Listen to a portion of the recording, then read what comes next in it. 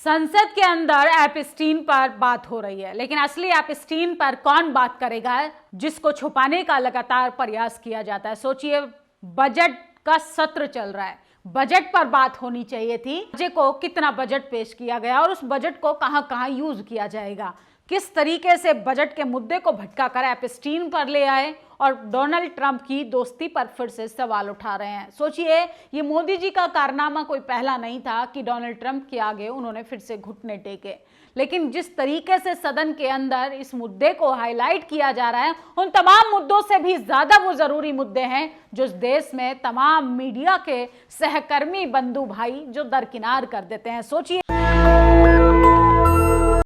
BSP supremo Mayawati ने पूरे राज्य का ध्यान केंद्रित किया है कि बजट में आखिर बजट कैसा पेश हुआ है, जिसमें तमाम लोगों के बारे में बात ही नहीं की जा रही। सोचिए, उत्तर प्रदेश विधानसभा की बात करें तो वहां पर बजट पर चर्चा होनी चाहिए थी, लेकिन यूजीसी पर जिस तरीके से बवाल मचाया जा रहा है, ये बेहद ज्यादा चिंता का विषय है। अरे, एक गाइडलाइन से इतनी तकलीफ हो रही है कि तुम जातिवाद को खत्म करना नहीं चाहते। सोचिए, जो पद और पावर को खत्म करना चाहते हैं वो वही लोग हैं जो जातिवाद खत्म नहीं करना चाहते। आप तमाम जनरल कैटेगरी के लोगों की लिस्ट उठाकर देख लीजिए, यूजीसी की गाइडलाइन पर वो लोग इस्तीफा देने वाले वही लोग थे जिनके जहन में, जिनकी रगों में जातिवाद का कीड़ा लगातार दौड़ रहा था, और वो लोग नहीं चाहते हैं कि आजादी के 78 साल बाद भी जातिवाद खत्म हो। लेकिन बात करेंगे आज बजट पर, एपस्टीन पर बात हो रही है तो कहीं ना कहीं हमारी भी नैतिक जिम्मेदारी है भाई, बजट पर भी बात किया जाए।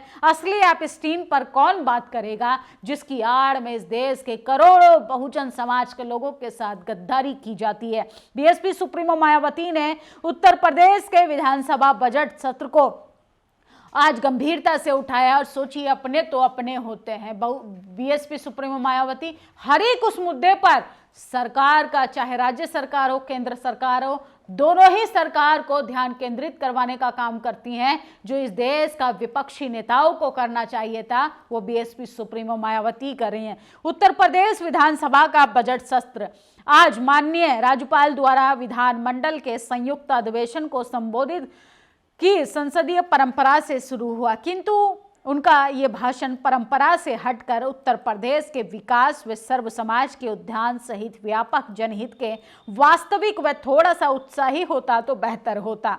वास्तव में पूरे उत्तर प्रदेश में सर्व समाज के करोड़ों लोग सरकार की गलत नीतियां और कार्यकलापों आदि से दुखी और त्रस्त हैं तथा उन्हें गरीबी, बेरोजगारी आदि के कारण अनेकों प्रकार की कठिनाइयां, पारिवारिक कठिनाइयों का सामना करना पड़ रहा है, किंतु इन सबसे ज्यादा उन्हें अपने जान, माल व मजहब की ज्यादा चिंता सता रही है, जिनको प्रति महाराज्यपाल को सरकार का ध्यान आकर्षित करना चाहिए था, ताकि प्रदेश की जनता के साथ साथ विपक्ष को भी थोड़ा आश्वासन मिलता, जिसके अभाव के कारण राज्यपाल के अभिभाषण के दौरान विपक्ष की नारेबाजी होती रही और हंगामा भी होता रहा। साथ ही माननीय राज्यपाल के संबोधन में भाजपा की सरकार द्वारा जनहित, जन कल्याण संबंधी बड़े बड़े दावों, आश्वासन, घोषणा, विवादों आदि को पूरा करने संबंधी विवरणों का अभाव भी लोगों की चिंता का कारण रहा, जिसका आगामी बजट भाषण में समायोजन करना उचित है। तो सोचिए, बीएसपी सुप्रीमो मायावती ने कहा है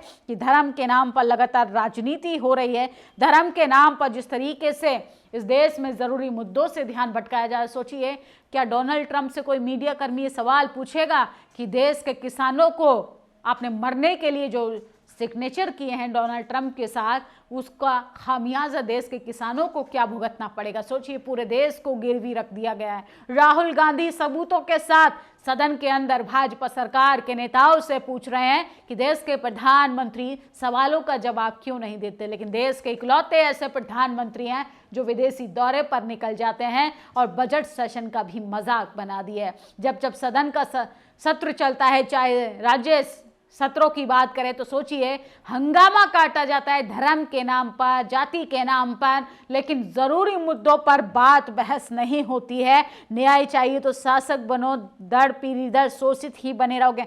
मान्यवर काशीराम को भी लोग आज याद कर रहे हैं जिस तरीके से पिछले कई समय से यूजीसी के नाम पर माहौल खराब करने की कोशिश की जा रही है, और एक गाइडलाइन आई है, अभी वो लागू भी नहीं हुई, सुप्रीम कोर्ट ने उस पर स्टे लगा दिया है, इतना माहौल खराब कर दिया है कि आप इस देश में सही को सही बात नहीं कर सकते हैं। वहीं बीएसपी सुप्रीमो मायावती की बात करें तो सोचिए, उन्होंने एक फिल्म के टाइटल पर भी आपत्ति जताई थी, लेकिन सवर्ण समाज के लोग, सामान्य वर्ग की श्रेणी के लोग बीएसपी सुप्रीमो मायावती को एक वोट तक नहीं देते।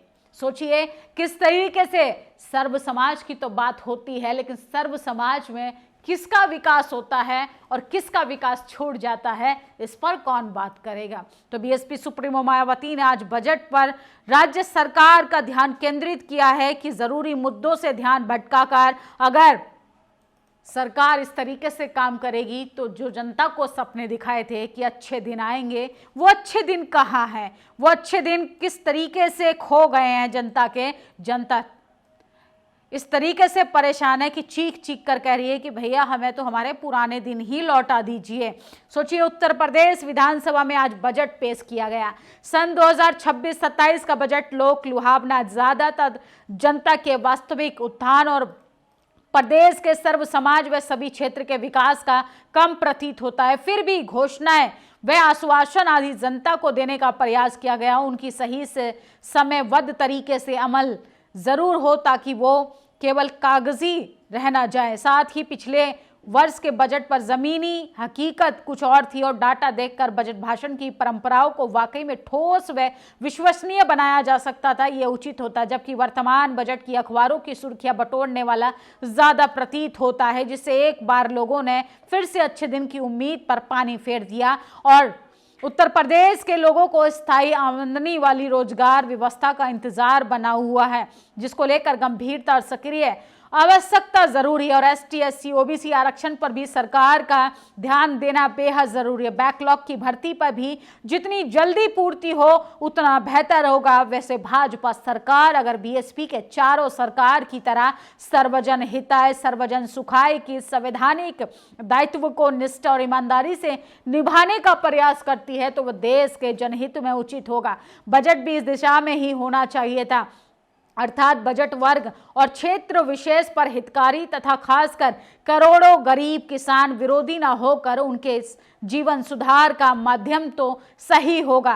राजस्थान प्रदेश सहित 3 राज्यों की बैठक, इसके साथ ही अखिल भारतीय स्तर पर पार्टी द्वारा गतिविधियों को अनवरत जारी करने की प्रक्रिया को आज राजस्थान प्रदेश सहित 3 राज्यों के वरिष्ठ पदाधिकारियों की बैठक में उन 3 राज्यों की अलग अलग से बैठक हुई व राजनीतिक हालातों के मद्देनजर रखते हुए पार्टी संगठन की तैयारी, सर्व समाज के विचारों को लेकर, उनके विकास को लेकर आज बात की गई। और सोचिए किस तरीके से देश के हालात इतने बदतर होते जा रहे हैं कि आप इस देश में रोटी रोजगार की, अच्छे स्वास्थ्य की बात करेंगे तो आप सबसे बड़े अपराधी हैं, आप सबसे बड़े देशद्रोही हैं। और सोचिए जिनको एप्स्टीन फाइल की चिंता हो रही है, उनके उन तमाम एप्स्टीन फाइल्स की क्यों चिंता नहीं होती जो अपने ही देश में लगातार बनाई जाती हैं, छुपाई जाती हैं। और सोचिए उन तमाम मुद्दों पर खामोशी की एक चादर चढ़ा दी जाती है जो जनता के लिए बेहद जरूरी है। फिलहाल बीएसपी सुप्रीमो मायावती ने जिस बेबाकी के साथ राज्य सरकार का ध्यान केंद्रित करने की कोशिश की है वो वाकई में काबिले तारीफ है। आप लोगों की क्या प्रतिक्रिया, अपनी राय जरूर दीजिएगा। शुक्रिया। नेशनल दस्तक की आपसे गुजारिश है कि अगर इसको बचाना चाहते हैं तो नेशनल दस्तक को सब्सक्राइब करने के लिए रेड कलर के सब्सक्राइब बटन को दबाएं, फिर बेल आइकन की घंटी दबाएं। नेशनल दस्तक को बचाने के लिए बहुत जरूरी है कि हर खबर को शेयर करें, लाइक करें, कमेंट जरूर करें।